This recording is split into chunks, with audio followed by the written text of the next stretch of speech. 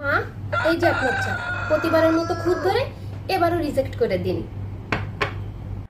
মা, আমি বাজার থেকে টাটকা দেখে সব সবজি নিয়ে এসেছি, তারপরও আপনি তার মধ্যে বেছে যে কোনো একটা খুদ বের করে আমাকে বেশি কথা শুনিয়ে দিন।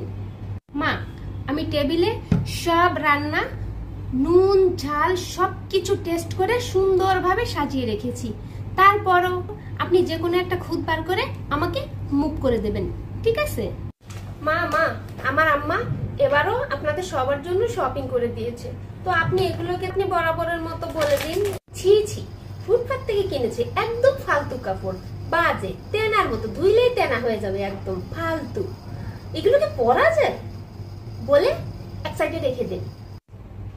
হ্যাঁ আম্মা, ঠিক আছে ঠিক আছে, আচ্ছা ঠিক আছে, বলে দিচ্ছি। আচ্ছা আচ্ছা। শাশুড়ি আম্মা, আমি আমার মার সাথে 3 মিনিট কথা বলছি, এখন আপনি আমার বর না মানে আপনার ছেলে আসলে আপনি বলবেন যে আমি সারাদিন মোবাইলে ঘুষুর ঘুষুর ফুসুর ফুসুর ফুসুর ফুসুর ঘুষুর ঘুষুর 24 ঘন্টা মোবাইলে করি, সেটা একটু বলে দেবেন, ঠিক আছে?